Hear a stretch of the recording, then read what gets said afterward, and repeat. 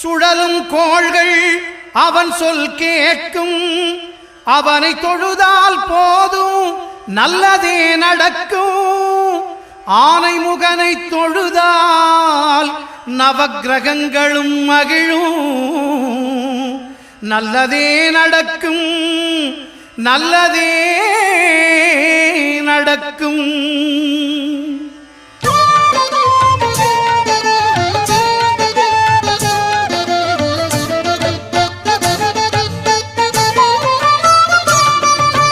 ஒன்பது கோளும் ஒன்றாய் காண